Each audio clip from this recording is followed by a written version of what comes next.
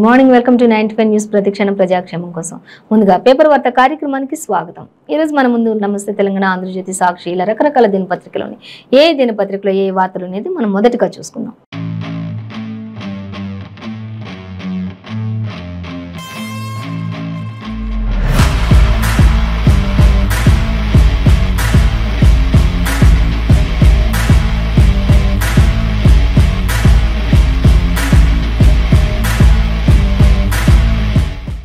మన ముందు ఈనాడు, ఆంధ్రజ్యోతి, వెలుగు ఇలా రకరకాల దినపత్రికలని ఏ దినపత్రికలో ఏ వార్తలు అనేది మనం మొదటిగా చూసుకున్నట్లయితే ఈ రోజు మనం ఫస్ట్ ప్రధాన వార్తాపత్రిక అయితే ఆంధ్రజ్యోతి పేపర్ చూసుకుందాం.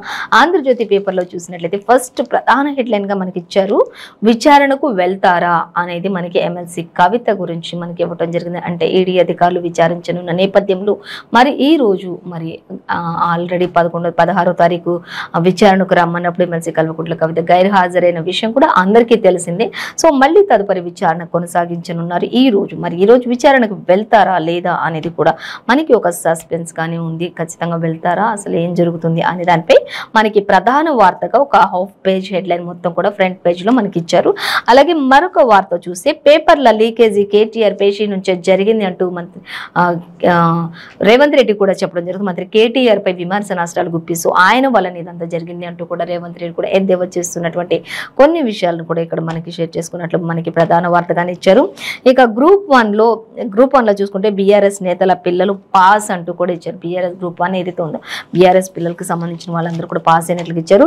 ఇక ప్రతిపక్షాల కూటమి ఏంటి, ఏం జరుగుతుంది అనేది కూడా ఇక్కడ మనకి ఇచ్చారు. మరొక వార్త చూసినట్లయితే ఇక పంటల విషయానికి వచ్చినది, పంటలంతా కూడా అకాల వర్షాలకు, వడగండ్ల వర్షాలకు చేతికొచ్చిన ప్రతి పంట కూడా మరి రైతును నట్టేట ముంచేసినటువంటి ఘటనలు ఎన్నో చోట్ల జరిగాయి.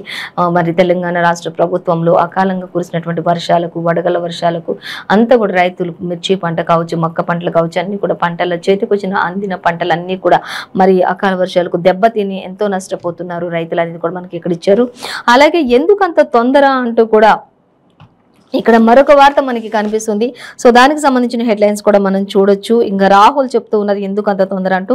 ఇక మిల్లెట్స్ మ్యాన్ పివి సతీష్ ఇక లేరు అనేది కూడా మనకి ఇక్కడ ఇచ్చారు. మరి చిరుధాన్యాలకు సంబంధించినటువంటి గొప్ప మహానేత, చిరుధాన్యాల కోసం ఆయన ఎంతో చేశారు అనే దానికి సంబంధించి ఆయన కూడా జహీరాబాద్లో ఆయన మరి కొన్ని రోజులుగా అనారోగ్య కారణాలతో మరి ఆయన తుది శ్వాస విడిచారు, చికిత్స పొందుతూ తుది శ్వాస విడిచారు అనేది కూడా ఇచ్చారు. మనం అవన్నీ కూడా డీటెయిల్స్ చూసుకుందాం.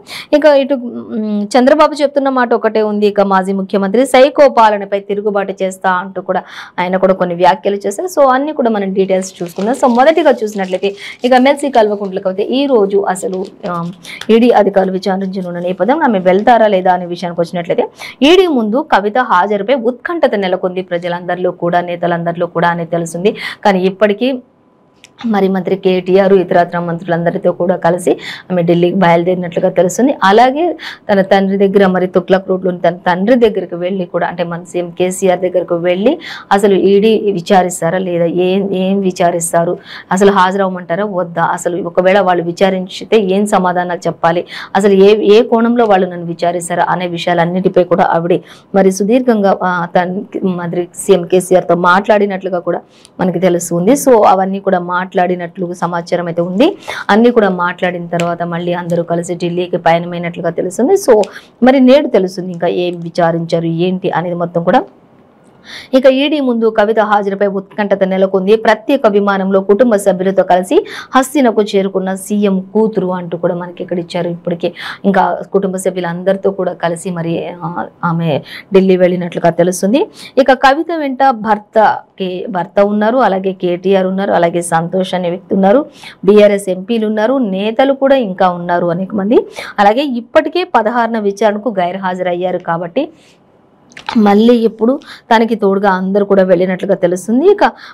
ఇంకా చూసినట్లయితే 16 విచారణ గైర్హాజరైన విషయంలో లాయర్తో కూడా సమాచారం అందజేత ఇక నేడు జరగనున్న విచారణపై బీఆర్ఎస్ వర్గాల్లో తీవ్ర ఆందోళన అయితే నెలకొంది అని తెలుస్తుంది. మరి నేడు ఏ విచారణ అయితే జరుపుతారో, ఈ విచారణలో ఎంతవరకు వెళ్తుంది, ఈ విచారణ మరి సరైన ఆధారాలు కానీ ఏది లేకపోతే తను ఏదైనా సహకరించకపోయినా మరి ఏ విధంగా జరుగుతుంది, ఒకవేళ అరెస్ట్ చేసే అవకాశాలు ఉంటాయా అనేది ఏం జరుగుతుంది అనేది కూడా మరి ఇక్కడ పూర్తిగా ఇంకా నేతలందరిలో కూడా అలాగే బీఆర్ఎస్ నేతలందరిలో కూడా కుటుంబ సభ్యులు ఎమ్మెల్సీ కల్వకుంట్ల కవిత కుటుంబ సభ్యుల్లో కూడా కొంత ఆందోళన అయితే వ్యక్తమవుతుంది అనే విధంగా మాత్రం మనకి ఖచ్చితంగా ఇచ్చారు. ఇక వేచి చూడాలి మరి ఏం జరుగుతుంది, ఎలా సహకరిస్తారు, అసలు దేనిపై ఎంక్వైరీ చేస్తారు, దేనిపై ఈడీ అధికారులు విచారిస్తారు అనే దానిపై కూడా పూర్తి డీటెయిల్స్ అన్ని కూడా మనం 14th పేజీలో చూడొచ్చు. మొత్తంగా అయితే ఈ రోజు వెళ్ళనున్నారు అనేది మాత్రం మనకి స్పష్టంగా అర్థమవుతుంది. ఇంకా ప్రతిపక్షాల కూటమి చూసినట్లయితే కేసీఆర్, మమత, నితీష్ల ప్రయత్నాలు ఇవన్నీ కూడా 2024 లోక్సభ ఎన్నికల్లో బీజేపీపై పోరులో ప్రాంతీయ పార్టీలదే కీలక పాత్ర అంటూ కాంగ్రెస్ పాత్రపై ఆ పార్టీయే తేల్చుకోవాలి అంటూ కూడా మనకి ఇక్కడ మరొక వార్త ఇవ్వడం జరుగుతుంది. ఇక దర్యాప్తు సంస్థల దుర్వినియోగంతో గతంలో కాంగ్రెస్ కు పట్టిన గతే బీజేపీకి పడుతుంది అంటూ అఖిలేష్ యాదవ్ కాంగ్రెస్ లేకుండా అలాగే అఖిలేష్ యాదవ్ కాంగ్రెస్ లేకుండా ప్రత్యామ్నాయాలు అసాధ్యం అంటూ కూడా కూటమికి సంబంధించినటువంటి కీలక వార్తలు కొన్ని ఇక్కడ మనకి సంచలనంగా ఇచ్చారు. సో దీనికి సంబంధించిన మరిన్ని డీటెయిల్స్ అయితే మనం 2nd పేజీలో చూసుకోవచ్చు. ఫ్రంట్ పేజీలో మనకి కోల్కతాలో విలేకరులతో మాట్లాడుతున్నటువంటి ఎస్పీ కొన్ని విషయాలు మనతో షేర్ చేసుకున్నట్లుగా ఇక్కడ మనకి ఇక్కడ ఇచ్చారు. సో వాటికి సంబంధించి మరిన్ని డీటెయిల్స్ అయితే మనం 2nd పేజీలో చూసుకోవచ్చు. మనకి పైన మాత్రం చిన్న హెడ్లైన్స్ గా మాత్రమే ప్రస్తావించారు. ఇక అమృత్ పాల్ కోసం పోలీసులు కూడా కొంత వేట కొనసాగిస్తున్నారు. పంజాబ్ వ్యాప్తంగా విస్తృత తనిఖీలు చేస్తున్నట్లుగా మనకి ఇక్కడ మరొక వార్త ఇచ్చారు. ఇక పరారీలోనే ఉన్నాడని కూడా ప్రకటన. ఇక పోలీసుల నిర్బంధంలోనే ఉన్నారని హైకోర్టులో మద్దతుదారులు పిటిషన్ దాఖలు చేసినట్లుగా కూడా తెలుస్తుంది. అలాగే అనుచరులు మరో 34 మంది అరెస్ట్ అయినట్లుగా కూడా తెలుస్తుంది. ఇక నలుగురు ముఖ్యులు ఉన్నారు. అస్సాం జైలుకి అమృత్ పాల్ కారును స్వాధీనం చేసుకున్నారు అనేది కూడా తెలుస్తుంది. ఇక దానికోసం ఎంతో పోలీసులంతా కూడా వేట కొనసాగిస్తున్నారు అనేది కూడా మనకి ఒక స్మాల్ ప్రధాన వార్తగా అయితే ఇచ్చారు. కానీ ఫుల్ డీటెయిల్స్ అయితే 2nd పేజీలో ఇచ్చారు, చూడొచ్చు మనం. ఇంకా ఇటుక పిల్లల విషయానికి వచ్చినైతే గ్రూప్ 1 బీఆర్ఎస్ నేతల పిల్లల విషయానికి వచ్చినైతే గ్రూప్ 1 వాళ్ళంతా కూడా బీఆర్ఎస్ పిల్లలు ఎవరైతే ఉంటారో వాళ్ళందరూ కూడా పాస్ అయ్యారు. ఒకే మండలంలోని 50 మందికి పైగా అర్హత సాధించారు. అలాగే కేసీఆర్ కొడుకే దీనికి బాధ్యుడు, త్వరలోనే వాస్తవాలను బయట పెడతామంటూ కూడా పేపర్ల లీకేజీకి సంబంధించి పక్కదారి పట్టించే కుట్ర చేస్తున్నారంటూ సిట్టింగ్ జడ్జితో విచారణ జరిపించాలి అంటూ కూడా సంజయ్ కూడా కొన్ని విషయాలు షేర్ చేసుకుంటున్నారు. ఇక్కడ బండి సంజయ్ కూడా మాట్లాడుతున్నారు. అలాగే ఈ విషయంలో రేవంత్ రెడ్డి కూడా చాలా ఫైర్ అవుతున్నారు. ఇదంతా కూడా కేటీఆర్ సమక్షంలోనే జరుగుతుంది అని కూడా ఆయన కూడా చెప్తున్నటువంటి దాఖలాలు కనిపిస్తున్నాయి. అలాగే చూసినట్లయితే ఇక పేపర్ల లీకేజీ కేటీఆర్ పేషీ నుంచే జరిగాయి అంటూ కూడా ఇక్కడ మరొక వార్త మనకు కనిపిస్తుంది. ఇక ఆయన వెంటనే బర్తరఫ్ చేయాలి, జైల్లో పెట్టాలి అంటూ షాడో మంత్రిగా వ్యవహరిస్తున్న కేటీఆర్ అంటూ కూడా మనకి ఇక్కడ ఇవ్వడం జరుగుతుంది. అలాగే కేటీఆర్ పిఏ కూడా షాడో మంత్రిగా ఆయన కొన్ని ఆధారాలు కూడా ఆయన లభించాయి అన్నట్లుగా ఇచ్చారు మనకి. అలాగే ఇంకా మరొక విషయం చూస్తే పబ్లిక్ కమిషన్ నిబంధనలకు విరుద్ధంగా పోటీ పరీక్షలు రాసిన 20 మంది ఉద్యోగులు అంటే ఇచ్చారు. ఇక సిట్ అధికారి ఏఆర్ శ్రీనివాస్ కు కూడా కేటీఆర్ భావమర్దికి సన్నిహిత సంబంధాలు ఉన్నట్లుగా కూడా కొన్ని దర్యాప్తుల్లో తేలినట్లుగా సమాచారం. అలాగే ఇంకా మనం చూసినట్లయితే సర్కారు చూసినట్లయితే కేటీఆర్ భావమర్దికి సన్నిహిత సంబంధాలను సర్కారు రద్దుకు నిరుద్యోగులు సిద్ధం కావాలి అంటూ ఇచ్చారు. ఇక నేడు హైకోర్టులో కాంగ్రెస్ వాదనలు కూడా వినిపిస్తాయి అంటూ కూడా చెప్తున్నారు. కాంగ్రెస్ నేతలు కూడా ఈ యొక్క పేపర్ లీకేజ్ ఏదైతే ఉందో దానిపై ఖచ్చితంగా ఈ రోజు హైకోర్టులో కాంగ్రెస్ వాదనలన్నీ కూడా వినిపించడానికి రెడీగా ఉన్నారు. ఖచ్చితంగా ఇది కేటీఆర్ సమక్షంలోనే జరిగింది, వారికి సంబంధించిన వ్యక్తుల మధ్యలోనే ఇది జరుగుతూ వస్తుంది. ఈ విషయాన్ని అంత ఈజీగా తీసుకోవచ్చు. చాలా మంది మాత్రం దీన్ని ఈజీగా కొట్టి పారేస్తున్నారు. కానీ ఎంతో మంది విద్యార్థులు అప్పులు చేసి మరి బంగారం, గోల్డ్ అన్ని కూడా తాకట్లు పెట్టుకొని మరి ఆస్తులన్నీ కూడా తాకట్లు పెట్టుకొని మరి ఎంతో ఫీజులు చెల్లించుకొని చదువుకుని ఎగ్జామ్స్ రాసిన వాళ్ళు ఉంటారు. వాళ్ళ పరిస్థితి ఏంటి అంటూ కూడా ఇప్పుడు చెప్తూ ఎంతో ఆవేదన వ్యక్తపరుస్తున్నట్లుగా మనకి ఇక్కడ ఇచ్చారు. సో దానికి సంబంధించిన మరిన్ని డీటెయిల్స్ కూడా మనం 13th పేజీలో చూడొచ్చు. ఇంకా పేపర్ లీక్ చేస్తే 10 ఏళ్ల జైలు అంటూ మరొక దగ్గర మనకి స్మాల్ హెడ్లైన్ అయితే ఇచ్చారు. ఇక చూసుకోవచ్చు, ₹1 కోటి జరిమానా ఉంటుంది, నేరస్తుల ఆస్తులన్నీ కూడా జప్తు చేయబడతాయి ఇక నుంచి అంటూ మనకి ఇక్కడ ఇచ్చారు. ఇక పరిశీలనలో గుజరాత్ చట్టం, ఇక రాష్ట్రానికి అనుగుణంగా మార్పులు చేసి కొత్త చట్టం తేనున్న తెలంగాణ సర్కార్ అంటూ మనకి ఇక్కడ ఇచ్చారు. అసలు అయితే ఈ విధంగా పేపర్ లీకేజ్ ఉన్న వాళ్ళకి ఏ విధంగా ఉంటుంది, ఇప్పుడు తెలంగాణ రాష్ట్ర సర్కార్ దానికి సంబంధించి ఎలా మార్పులు చేసుకుంటూ వస్తుంది అనేది కూడా మనకి క్లియర్ గా ఇచ్చారు. అలాగే ప్రశ్న పత్రాలు ఎలా లీక్ చేశారు అసలు అనేది ఒక క్వశ్చన్ మార్క్ గా మనకి ఇక్కడ ఇచ్చారు ఆంధ్రజ్యోతిలో. ఇక సీన్ రీకన్స్ట్రక్షన్ చేయించాలి అంటూ అలాగే చేయించిన పోలీసులు రెండో రోజు కూడా టెక్నికల్ అంశాలపై చాలా వరకు విచారణ కొనసాగించారు పోలీసు దర్యాప్తులో అంటూ కూడా మనకి ఇక్కడ ఇచ్చారు. కానీ అసలు ఎలా చేశారు అనే దానిపై మాత్రం పూర్తి దర్యాప్తు అయితే జరుపుతూ ఉన్నారు. కానీ ఇంకా మనకి ఎటువంటి విషయం కూడా తెలియరాలేదు అనేది అయితే ఇచ్చారు. సో మరొకటి వార్త మనం ఇక్కడ చూసినట్లయితే ఇక పంటలకు సంబంధించి చూస్తే పంటలన్నీ కూడా ఆగమాగమైపోయినాయి అంటూ మనకి ఇక్కడ ఇచ్చారు. 5 లక్షల ఎకరాల్లో పంటలు ధ్వంసమైనట్లుగా తెలుస్తోంది. వ్యవసాయ ఉద్యాన పంటల నష్టం చూసుకున్నట్లయితే 1.2 వ్యవసాయ పంట నష్టం చూసుకున్నట్లయితే కొన్ని కోట్ల రూపాయలలో ఉంది అంటూ ఉమ్మడి వరంగల్ ఖమ్మం జిల్లాలోని అపార నష్టం వాటిల్లినట్లుగా కూడా మనకి ఇక్కడ ఇవ్వడం జరుగుతుంది. ఇక 25 జిల్లాల్లో వానల ప్రభావంతో మరి ఎంతో మంది రైతులు అల్లాడిపోతున్నారు. సాయం కోసం కూడా ఎదురు చూస్తున్నటువంటి రైతులు కేంద్రానికి మరి లేఖ రాయనున్న ప్రభుత్వం కూడా ఇప్పటికే ఎంతో కోట్ల రూపాయల ఆస్తి నష్టం వాటిల్లింది. ఎక్కువగా వరంగల్ జిల్లాలో కూడా ఆస్తి నష్టం ఎక్కువగా జరిగింది, పంటల నష్టం అంటూ మనకి ఇక్కడ ఇచ్చారు. సో వీటన్నిటి విషయంలో కూడా రాష్ట్రం కూడా మరి కేంద్రానికి ఒక లేఖ రాస్తుంది, వాళ్ళందరి నష్టపరిహారం చెల్లించుకోవాలి కాబట్టి అనేది మనకి ఇక్కడ ఇవ్వటం జరుగుతుంది.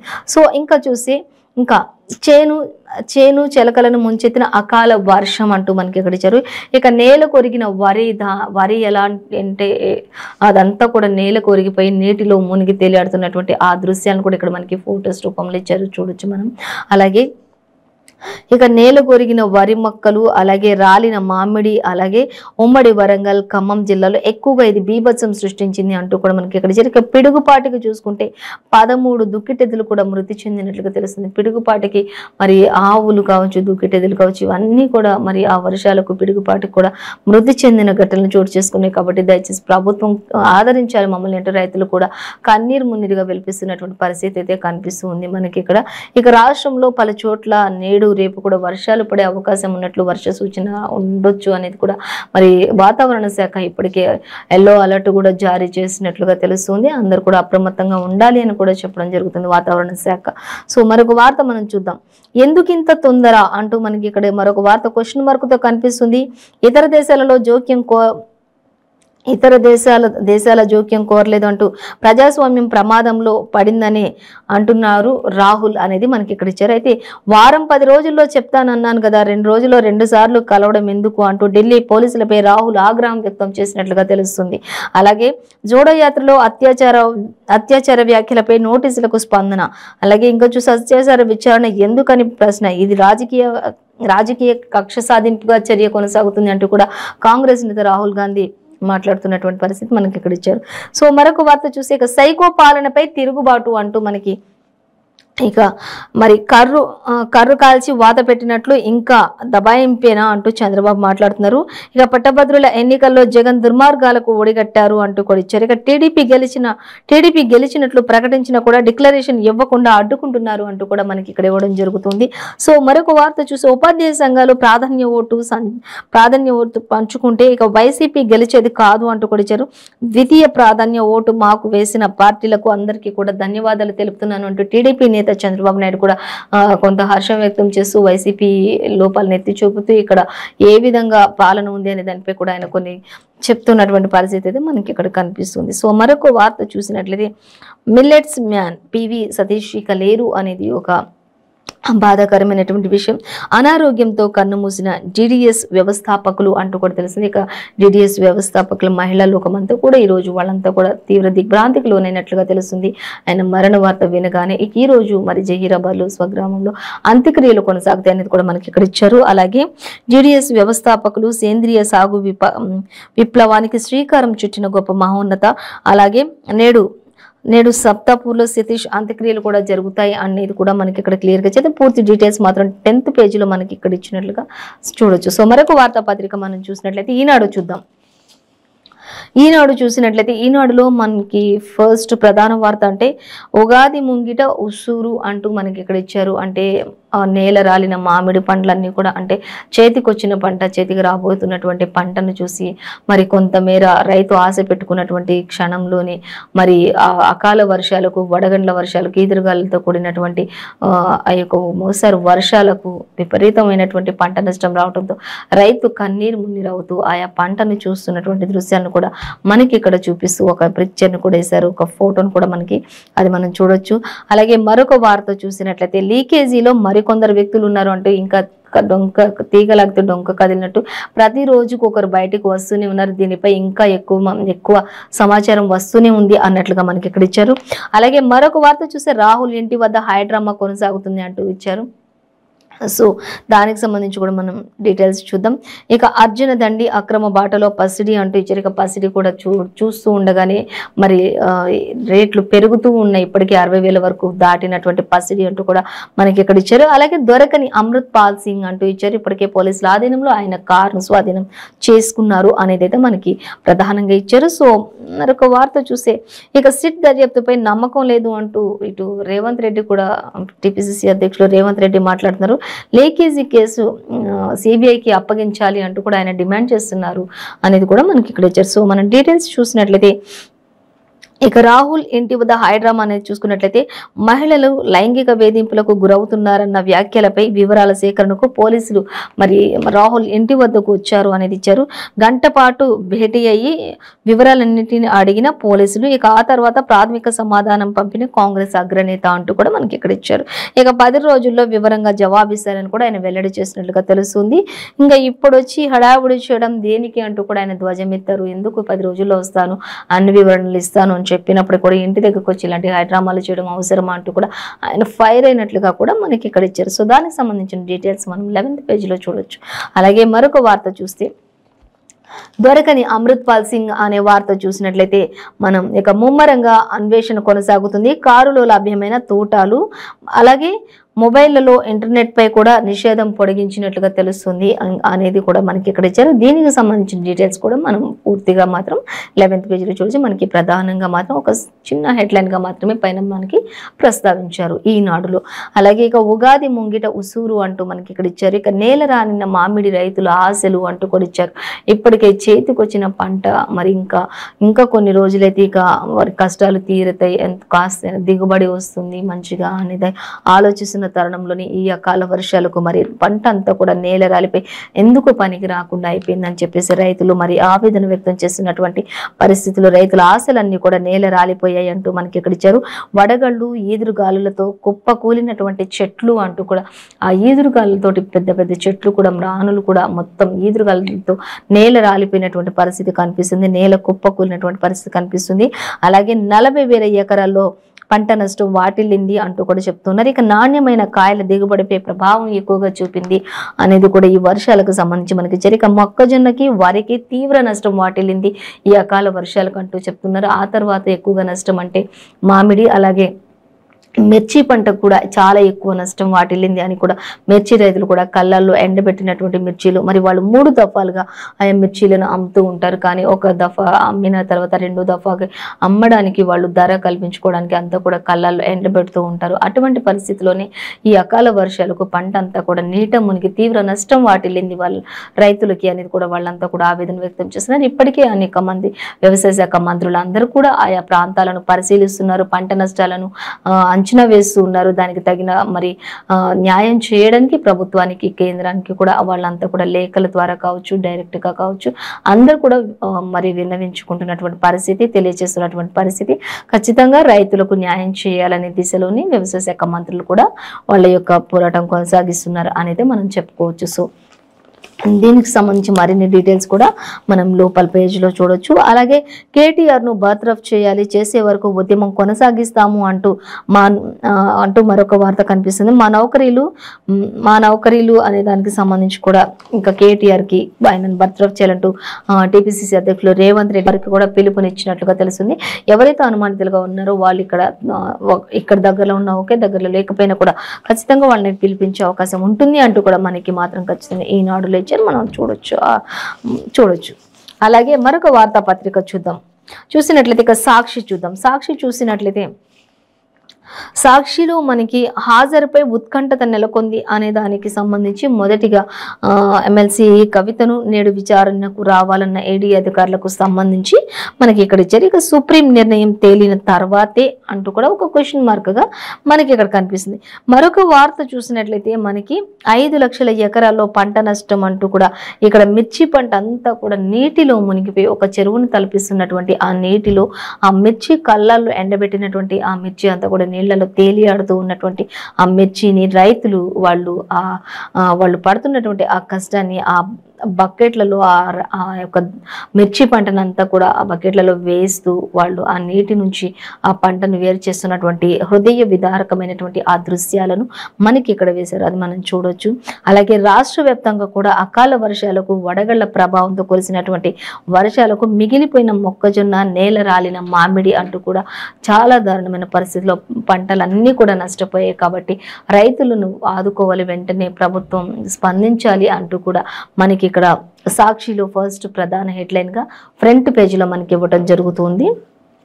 అలాగే ఇక హాజరుపై ఉత్కంఠత అనే విషయానికి వచ్చినట్లయితే ఎమ్మెల్సీ కవితను నేడు విచారణకు రావాలని చెప్పిన ఈడీ అధికారులు మరి వెళ్తారా లేదా అనే దానిపై సమాచారం చూసినట్లయితే ఇక స్వయంగా హాజరవుతారా లేకపోతే న్యాయవాదిని ప్రతివాదిగా పంపుతారా అనేది కూడా ఒక క్వశ్చన్ మార్కే. ఖచ్చితంగా ఆవిడ వెళ్ళి డైరెక్ట్ గా వెళ్తారు. ఇప్పటికే వారి కుటుంబ సభ్యులు, భర్త, అటు సోదరుడు కేటీఆర్, ఇంకా ఇతరత్ర మంత్రులు అందరితో కూడా కలిసి ఆవిడ ఢిల్లీ వెళ్ళినట్లుగా కూడా తెలుస్తుంది. ఈడీ అధికారుల ముందు హాజరవడానికి మరి స్వయంగా వెళ్తారా లేకపోతే న్యాయవాదిని తీసుకొని వెళ్తారా, లేకపోతే ఎలా వెళ్తారు, ఏంటి, అసలు అవుతారా, కారా, గైర్ హాజరవుతారా, ఏంటి అనే దానిపై మాత్రం ఒక ఉత్కంఠత అయితే నెలకొంది. ఒకవేళ వెళ్ళిన తర్వాత ఏం క్వశ్చన్ చేస్తారు, ఆ క్వశ్చన్స్ కి ఏం ఆన్సర్ చెప్పాలి, ఏం జరుగుతుంది తర్వాత అనేది మాత్రం ఒక సస్పెన్స్ గానే మొత్తంగా ఇది కొనసాగుతుంది అనేది చెప్పుకోవచ్చు. ఆ విధంగానే మనకి సాక్షిలో ఇచ్చారు. ఇక హాజరు కాకుంటే ఈడీ ఎలా స్పందిస్తుంది అనే దానిపై కూడా కొంత చర్చలు అయితే జరుగుతున్నాయి. దానిపై ఒకవేళ అసలు హాజరవుతారా, హాజరు కారా, ఒకవేళ అవ్వకపోతే ఏంటి పరిస్థితి అనే దానిపై కూడా ఈడీ అధికారులు ప్రజలందరిలో కూడా మరి అలాగే నాయకులందరిలో కూడా బీఆర్ఎస్ నాయకులపై కూడా బీఆర్ఎస్ శ్రేణులందరిలో కూడా ఒక ఉత్కంఠత అయితే నెలకొంది అనేది అయితే చెప్పొచ్చు. ప్రతిసారి ఈడీ అధికారులు రమ్మంటూనే ఉన్నారు, వెళ్ళిన ప్రతిసారి ఏదో ఒకటి జరుగుతుంది. ఫస్ట్ టైం మాత్రం తను విజయం సాధించినట్లుగా థమ్స్అప్తో బయటకు వచ్చారు. సెకండ్ టైం అసలు గైరు హాజరే అవ్వలేరు. మరి థర్డ్ టైం మళ్ళీ ఇప్పుడు ఎలా ఏం జరుగుతుంది అనే దానిపై ఖచ్చితమైన సమాచారం కోసం అందరూ వెయిట్ చేస్తూ ఉన్నారు. అలాగే ఇంకా చూసినట్టయితే ఎలాంటి పరిణామాలు జరగొచ్చు అంటున్నారు అన్న దానిపై కూడా బీఆర్ఎస్ శ్రేణులు కొంత టెన్షన్ మొదలైనట్లుగా మాత్రం మనకి ఇక్కడ ఇచ్చారు. అసలు ఒకవేళ ఈడీ అధికారులకు ఎమ్మెల్సీ కల్వకుంట్ల హాజరైతే వాళ్ళు ఎలాంటి క్వశ్చన్స్ అడగొచ్చు, ఈవిడ ఎలా స్పందిస్తారు, అసలు వాళ్ళు అడిగే క్వశ్చన్స్కి ఈవిడ ఏం సమాధానం చెప్తారు, అసలు ఏం జరుగుతుంది అనే ఒక హై టెన్షన్ కూడా బీఆర్ఎస్ నేతల్లో శ్రేణుల్లో ఉంది అనేది కూడా మనకి ఇక్కడ స్పష్టంగా ఇచ్చారు. సో అలాగే 24న సుప్రీంకోర్టులో విచారణ వరకు ఆగాలని కవిత యోచన అయితే ఒకటి ఉంది అనేది కూడా ఒక వాదన. కానీ దాన్ని ఆల్రెడీ ఆ పిటిషన్ని త్రోసిపుచ్చింది హైకోర్టు అనేది కూడా మనకి ఆల్రెడీ తెలుసు. కానీ మళ్ళీ అయినా కూడా మరి ఏం చెప్తారు అనేది కోర్టు ఏం చెప్తుందనే దాన్ని బట్టి ఈడీ ఎదుట హాజరవడంపై నిర్ణయం తీసుకుంటారు అనేది కూడా మరి ఒక క్వశ్చన్ మార్క్ లాగే పెట్టారు. ఖచ్చితంగా మరి కోర్టు ఏం చెప్తే దాని ప్రకారం నడుచుకోవాలి కదా అంటూ కూడా ఈడీ అధికారులు కూడా కొంత వెయిట్ చేస్తున్నారు అనేది మనకి ఇక్కడ ఇచ్చారు. అలాగే ఇక న్యాయ నిపుణుల సూచనలకు అనుగుణంగా వ్యవహరించే అవకాశం ఉండొచ్చా? మంత్రి కేటీఆర్ అలాగే భర్త అనిల్తో ప్రత్యేక విమానంలో ఢిల్లీకి చేరుకున్న కవిత మంత్రి కేటీఆర్ తోటి అలాగే తన భర్త అనిల్ తోటి కూడా మరి వాళ్ళు ప్రత్యేక విమానంలో ఢిల్లీకి చేరుకున్నట్లుగా తెలుస్తుంది. ఇతరత్ర మంత్రులు కూడా వారి వెంట ఉన్నారు అనేది కూడా మనకి ఇక్కడ క్లియర్ గానే ఇచ్చారు. సో దానికి సంబంధించిన మరిన్ని డీటెయిల్స్ మాత్రం మనం థర్డ్ పేజ్లో చూడొచ్చు. అలాగే ఇంకా మరొక వార్త మనం చూసినట్లయితే ఇంకా మళ్ళీ జీవీకే చేతికి 108 అంటూ మనకి ఇక్కడ ఇచ్చారు. 102, 104 సేవలు కూడా ఆ సంస్థకే అప్పగింత అనేది కూడా మనకి ఇక్కడ ఇచ్చారు. ఇక ప్రభుత్వ ఆసుపత్రులకు పేదల మృతదేహాల తరలింపు కూడా ఒకే గొడుగు కిందకి చేరుకోబోతున్నాయి అనేది కూడా తెలుస్తుంది. ఈ 4 సేవలు కూడా మండలానికి అంబులెన్స్ ఉండబోతుందని కూడా ఒక మండలానికి ఒక అంబులెన్స్ ఇవ్వాలని కూడా ఒక కీలక నిర్ణయం తీసుకున్నారు. మళ్ళీ జీవీకే చేతికి 108, 104, 102 ఇవన్నీ కూడా చేరనున్నాయి అనేది కూడా మనకి క్లియర్గా ఇచ్చారు. సో దీనికి సంబంధించిన మరిన్ని డీటెయిల్స్ 10th పేజీలో మనం చూడొచ్చు అనేది క్లియర్గా ఇచ్చారు. సో ఇంకా మరొక వార్త చూద్దాం. ఇక నేటి నుంచి నిందితుల ఉమ్మడి విచారణ కొనసాగాలి అంటూ మనకి ఇక్కడ ఇచ్చారు. అలాగే టీఎస్పీఎస్సీకి సంబంధించి ఈ కేసులో సిట్ దర్యాప్తు ముమ్మరం చేస్తున్నారు అనేది కూడా మనకి ఇక్కడ ఇచ్చారు. అయితే కొంతమంది మాత్రం ఈ సిట్ దర్యాప్తు కాదు కానీ సిబిఐకి దీనిని అప్పగించాలి అంటూ కూడా కొంతమంది మంత్రులు కూడా ఈ విషయంలో మరి కొన్ని విషయాలను షేర్ చేసుకుంటున్నటువంటి విషయాలు కూడా మనకి కనిపిస్తున్నాయి. అలాగే మొత్తం చూసుకుంటే 10 ప్రశ్నలలో ప్రత్యేక ప్రశ్నకి రూపకల్పన ఉంటుంది. అలాగే ఫోరెన్సిక్ ల్యాబ్లో కూడా కొన్ని కొన్ని బ్రాంచ్లు ఎలా ఉన్నాయి ఏంటి అనే దానిపై కూడా కొంత విచారణ జరుగుతుంది అంటూ మరింత నివేదికలో ఇక టీఎస్పీఎస్సీ అలాగే దీనికి సంబంధించిన నివేదిక వస్తే మరింత స్పష్టత వచ్చే అవకాశం కూడా ఉంటుంది కొన్ని విచారణల అనంతరం అనేది కూడా మనకి ఇక్కడ ఇచ్చారు. అయితే దీనికి సంబంధించి ఫుల్ డీటెయిల్స్ సెకండ్ పేజీలో మనం చూడొచ్చు అనేది మనకి సాక్షిలో క్లియర్గా ఇచ్చారు.